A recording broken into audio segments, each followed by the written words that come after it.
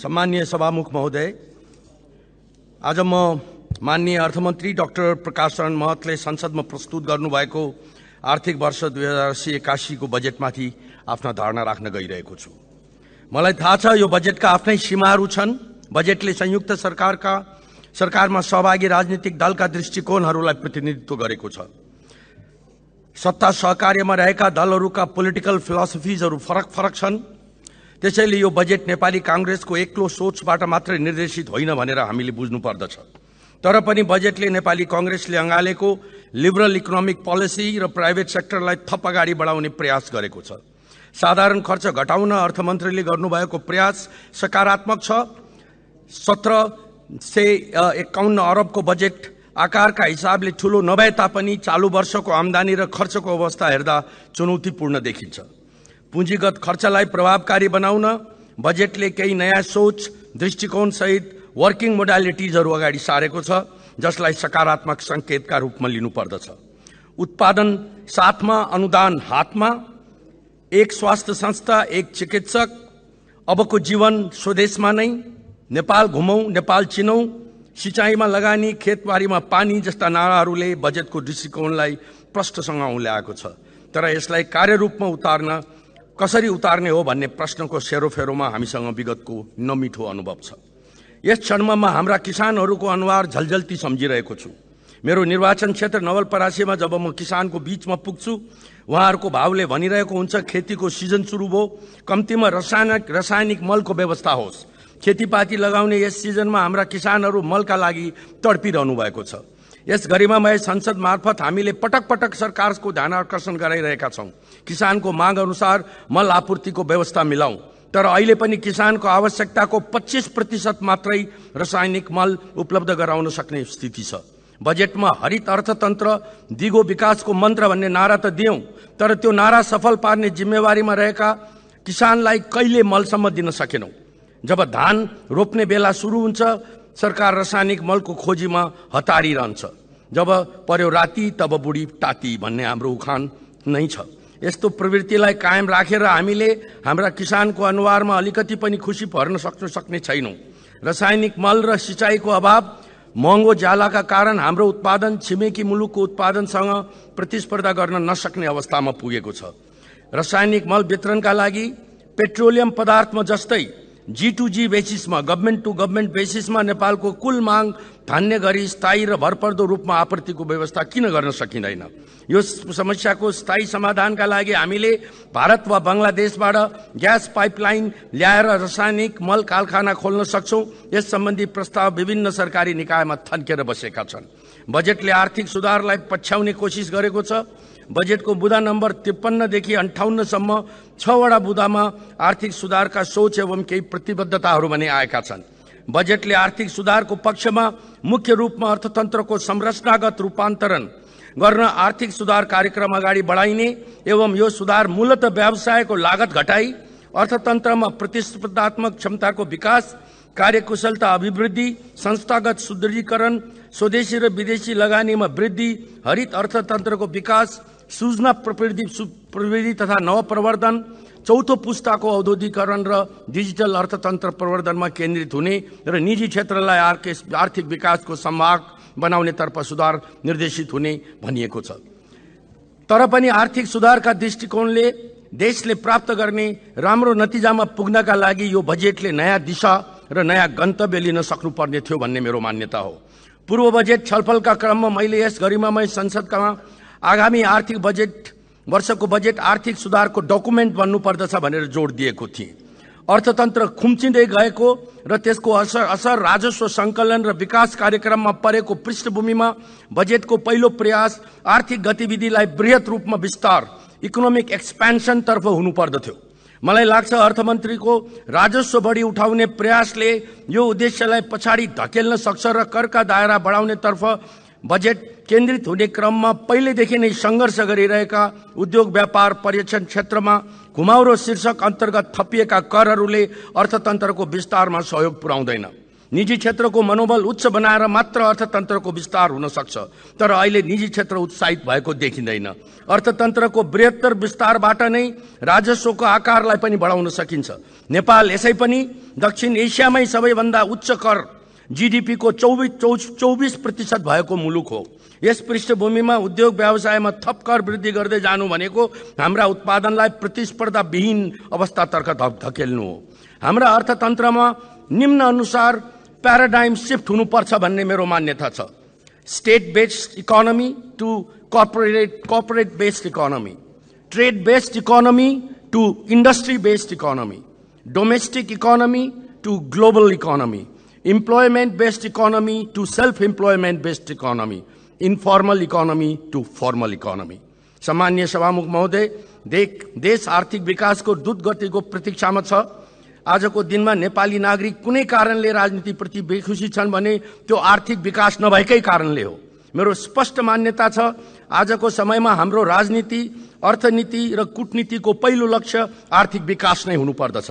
आर्थिक विकास र नागरिकको जीवनस्तर परिवर्तनसँग जोडिन नसकेको राजनीति जनताबाट टाढै जाने गर्दछ। त्यसैले राजनीतिको केन्द्र भागमा आर्थिक विकास र आम नागरिकको जीवनसँग जोडिएका एजेन्डाहरू रहनुपर्दछ। बजेटले आम नेपाली नागरिकलाई यो सन्देश दिने र सोही अनुसार विकास बजेटको दिशा तय गर्नुपर्दछ। मैले भन्दै आएको छु, बजेटको संरचनागत परिवर्तन हुनुपर्दछ। विकास बजेटको अंश सबैभन्दा धेरै हुनुपर्छ र चालू खर्च निर्मम रूपमा कटौती गर्नुपर्दछ। बजेटको बुँदा नम्बर 19 मा माननीय अर्थमन्त्रीज्यूले उल्लेख गर्नुभएको छ, साधारण खर्चमा वृद्धि हुँदै गएको छ। तलब भत्ता, सामाजिक सुरक्षा, वित्तीय हस्तान्तरण, प्रशासनिक खर्च लगायतको साधारण खर्च र बढ्दो ऋण भुक्तानीको दायित्व व्यवस्थापन गर्न 12 खरब 80 अरब विनियोजन गर्नु परेको छ। यो रकम कुल बजेटको 73% हुन आउँदछ। कुल बजेटको ठूलो हिस्सा यसरी छुट्याउनु पर्दा विकास कार्यका लागि स्रोत व्यवस्थापनमा चाप परेको छ। आगामी वर्षको बजेटमा चालू खर्चको अंश 65% र पुँजीगत बजेटको अंश केवल 17% रहेको छ। अर्थात् हामी 17 रुपियाँको विकास गर्नका लागि 65 रुपियाँ खर्च गर्ने तयारीमा छौं। यो भनेको सरासर देश आर्थिक विकासको द्रुत गतिमा अगाडि बढ्न सक्दैन भन्ने कुराको आत्मस्वीकारोक्ति हो भन्ने म मान्दछु। यो अवस्था अहिले आएको होइन, धेरै वर्षदेखि बाटो बिराएको हाम्रो राजनीति, अर्थनीति र कूटनीतिको उपज भने पक्कै पनि हो। यसलाई परिवर्तनको दिशामा हिँडाउनु परेको छ। अहिले त हाम्रो अवस्था कस्तो भयो भने देशले वार्षिक रूपमा भुक्तानी गर्नुपर्ने ऋणको सामा ब्याज भन्दा पनि हाम्रो विकास बजेटको अंश सानो हुन थाल्यो। यस बजेटमा सामा ब्याज भुक्तानीको लागि विविध वित्तीय व्यवस्थापनतर्फ 17% र विकास कार्यक्रमका लागि पनि 17% नै बजेट विनियोजन गरिएको छ। यो हाम्रो अर्थतन्त्रको लागि अर्को गम्भीर सूचक हो भन्ने हामीले बुझ्नु पर्दछ। हामीले देशको समग्र अर्थतन्त्रको ट्रान्सफर्मेसनका लागि अत्यन्तै फराकिलो सोच लिनु पर्दछ। मान्य के राख्नुस्, हामी स्पष्ट हुनु पर्दछ। एकैछिन मान्य, मैले समय उहाँलाई दिएछु। सम्माननीय सभामुख महोदय, हाम्रो प्रतिनिधि सभाको नियमावली 21 को घमा लेखिएको छ, यो सम्मानित सदनमा कसैलाई अपमानजनक शब्द प्रयोग गरिने कुरा चाहिँ हुँदैन। नेपाली उखानलाई लिएर जहिले पनि नेपाली महिलामाथि आक्रमण गरिन्छ। यो कुरा कहिलेदेखि अन्त्य हुन्छ, यो कुरा म सोध्न चाहन्छु। जहिले पनि उखान टुक्का गर्दा महिलामाथि नै यो सदनमा बोलिनु पर्ने, कहिलेदेखि हामी यो नेपालको समाजलाई सुसंस्कृत, सभ्य, समान खालको समाज बनाउन चाहन्छौँ। यो चाहिँ आपत्तिजनक शब्द छ। जब पर्यो राति तब बुढी ताती भन्ने जस्ता धेरैचोटि हामीले धेरै माननीयहरूका मुखबाट यस्ता उखान टुक्का सुनेका छौँ।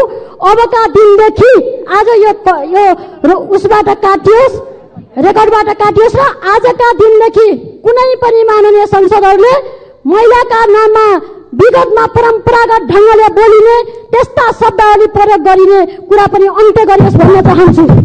मान्य सदस्य बसौं।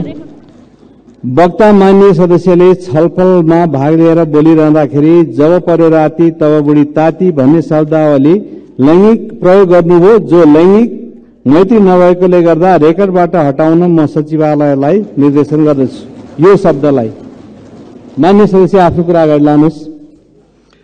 आगामी वर्षको चालू बजेट खर्चको अंश 65% र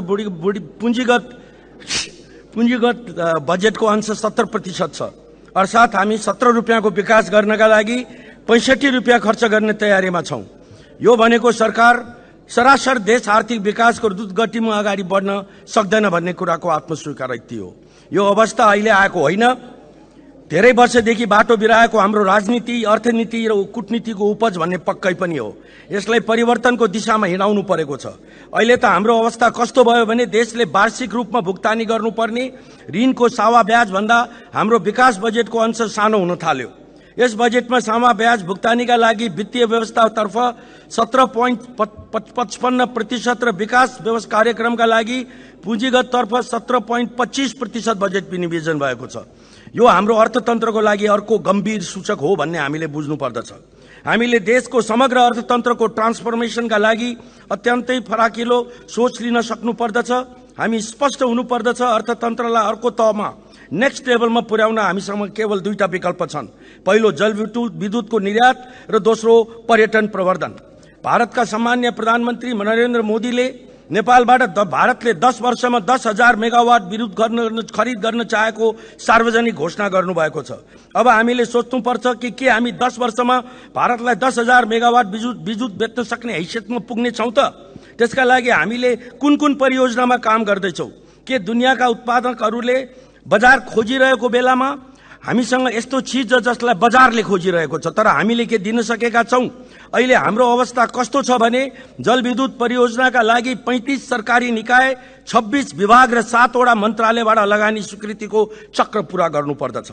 यस पृष्ठभूमिमा लगानी बोर्डको औचित्यमाथि प्रश्न उठ्छ के हामीले यही नीति बेहोर्नका लागि लगानी बोर्डलाई एउटा सिंगल विन्डोको नाममा स्थापना गरेका थियौं? लगानी बोर्ड जस्ता संस्थाले लगानीकर्ता र सरकार बीच सेतु बन्ने, लगानीका लागि मार्केटिङ टुलको रूपमा काम गर्नमा सफलता पाएको अन्य मुलुकको उदाहरणका आधारमा यसको स्थापना भएको थियो। विश्वव्यापी रूपमा मुलुकका कूटनीतिक मिशन समेतको सहयोगमा लगानी प्रवर्धन गर्नुपर्ने बोर्ड अर्को दिशातर्फ मोडियो। यो हरेक मन्त्रालयको प्रतिद्वन्दी रूपमा विकास भयो। बजेटमा मुद्दा नम्बर 180 पर्यटन प्रवर्धनका लागि 22-23 देखि 32 सम्मलाई पर्यटन दशकको रूपमा मनाउने घोषणा गरिएको छ। सन् 2023 मा 10 लाख पर्यटन भित्राउने लक्ष्य लिएको छ। 2023 मा 5 महिनामा 4 लाख पर्यटक भित्रिएको तथ्य सकारात्मक छ। छिमेकी मुलुक भारत र चीनसँग हाम्रो कूटनीतिलाई प्रभावकारी बनाउने हो भने आगामी 5 वर्षमा नेपालमा 50 लाख पर्यटक भित्राउन सकिन्छ भन्ने मेरो मान्यता हो। 50 लाख पर्यटक नेपाल भित्रिनु भनेको हाम्रो बेरोजगारीको समस्या करिब 100% समाधान गर्नु मात्र नभई हाल विदेशमा रहेका 50 लाख भन्दा बढी नेपालीलाई पनि स्वदेश फर्काउन सकिन्छ। काठमाडौँ, पोखरा, भैरवाबाट भारत र चीनका सेकेन्ड टियर सिटिजहरूमा सिटी टु सिटी उडानको व्यवस्था मिलाउनु अत्यन्तै जरुरी छ। भारतका गोरखपुर र दरभंगाका एयरपोर्टहरूमा उडान नामक स्किमले ल्याएको रूपान्तरकारी परिवर्तन हाम्रा आँखा अगाडि छन्। गौतम बुद्ध अन्तर्राष्ट्रिय विमानस्थल, पोखरा अन्तर्राष्ट्रिय विमानस्थलबाट अन्तर्राष्ट्रिय उडान हुन सकेको छैन। अरबौं लगानी गरेर निर्माण गरिएका पूर्वाधारलाई अधिकतम उपयोग गर्ने रणनीति बनाइनु पर्दछ। अन्तर्राष्ट्रिय विमानस्थल सञ्चालनमा हामीले धेरै अनुभव हासिल गर्न बाँकी छ। त्यसैले यी दुईटा विमानस्थललाई व्यवस्थित रूपमा सञ्चालन गर्न अन्तर्राष्ट्रिय एयरलाइनहरूको सञ्जालमा राम्रो पकड रहेका विश्वका ठूलो विमानस्थल सञ्चालकका अनुभवी कम्पनीहरूलाई संलग्न गराउनु उचित देखिन्छ। कम्तीमा पनि विमानस्थल निर्माण गर्दा लिएको ऋणको सामा ब्याज भुक्तानीका लागि यिनै विमानस्थलबाट आम्दानी गर्न सक्नु पर्दछ। अन्यथा त्यसका लागि समेत राजस्वमै भार पर्ने र फेरि पनि ऋण लिनुपर्ने अवस्था आउन सक्छ भन्ने कुरा हामीले गहिरोसँग बुझ्नु पर्दछ। बजेटको बुँदा नम्बर 494 मा आगामी आर्थिक वर्षमा 6% को आर्थिक वृद्धि दर हासिल गर्ने लक्ष्य लिएको छ। चालू आर्थिक वर्षको 2% को हाराहारीमा मात्रै आर्थिक वृद्धि दर हासिल हुने पृष्ठभूमिमा यो लक्ष्य हासिल गर्न कडा मेहनत गर्नुपर्नेछ। यो लक्ष्य हासिल गर्न कति लगानी आवश्यक छ भन्ने हिसाब किताब सहित सरकार एक्सनमा उत्रिनु पर्दछ। हाम्रो अर्थतन्त्रमा 6% को वार्षिक वृद्धि दर हासिल गर्न करिब 30 खरब लगानी गर्नुपर्नेछ। चालू वर्षको तुलनामा आगामी वर्षको बजेटको कुल आकार 5% ले न्यून हुँदा विकास बजेट भने 17% ले 380 अरबबाट 302 अरबमा घटेको छ। अर्थात् सरकारले गर्ने लगानीको आकार झनै खुम्चिएको छ। त्यसैले 6% को वृद्धि दरका लागि निजी क्षेत्रको भर पर्नु पर्दछ, तर निजी क्षेत्रलाई हामीले उत्साहित बनाउन सकेका भन्ने छैनौं भनेर प्रश्न गरियो भने यहाँ पनि उत्तर सकारात्मक उत्तर पाउने अवस्था छैन। निजी क्षेत्रको लगानी चालू वर्षमा 10 खरब पनि हुन सकेको छैन। युवालाई स्वरोजगार बनाउने, प्रयोजनका लागि स्टार्टअप र उद्यमशीलतालाई प्रवर्धन गर्ने, युवाहरूलाई तालिम दिने, स्टार्टअप फन्ड मार्फत वित्तीय स्रोत उपलब्ध गराउने कार्यक्रम विगत 1.5 दशकदेखि बजेटमा परिरहेको छ, प्रभावकारी कार्यान्वयन हुन सकेको छैन। युवा तथा खेलकुद मन्त्रालय, श्रम मन्त्रालय, उद्योग मन्त्रालय, योजना आयोग लगायतका विभिन्न नाममा यस्ता कोषहरू थन्किएर बसेका छन्, तर कुनै काममाथि कारबाही हुन सकेको छैन। यी सबै कोषहरूलाई एकीकृत गरी युवाहरूलाई सही तालिम तथा प्रशिक्षण प्रदान गर्ने र वित्तीय पहुँचमा जोड्ने काम लगाउन सकिन्छ र यो प्रयोजनका लागि देशभरि छरिएर बसेका बैंक तथा वित्तीय संस्थाका 5000 भन्दा बढी शाखालाई त्यो प्रशिक्षण र बिना धितो ऋणको समुचित प्रयोग गर्ने एकीकृत थलोको रूपमा विकास गर्नुपर्दछ। राष्ट्र बैंकले हरेक शाखाबाट 10 वटा यस्ता परियोजनाको छनौट माननीय सदस्य तपाईको समय सकियो। मैले सिध्याउनै लागे सभामुख महोदय। सम्माननीय सभामुख महोदय, मैले धेरै पटक देशको शिक्षाको गुणस्तर सुधारका लागि बुढा नीलकण्ठ स्कुलको देशैभरि विस्तार हुनुपर्ने कुरामा जोड दिए।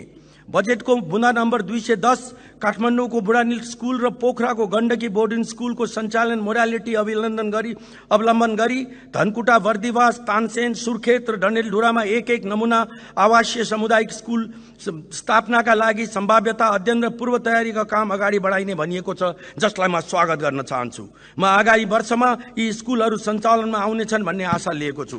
अन्त्यमा नवलपरासी बर्दघाट सुस्ता पश्चिम निर्वाचन क्षेत्र 1 को बर्दघाटमा प्राथमिक ट्रमा केयर सेन्टर, बुँदा नम्बर 245 मा स्मल र मिडियम भिलेज स्थापना, इन्डस्ट्रियल भिलेज स्थापनाका लागि बजेटमा प्राथमिकतामा दिएकोमा म नवलपरासीका आम नागरिकलाई बधाई तथा सरकारलाई धन्यवाद भन्न चाहन्छु। धन्यवाद।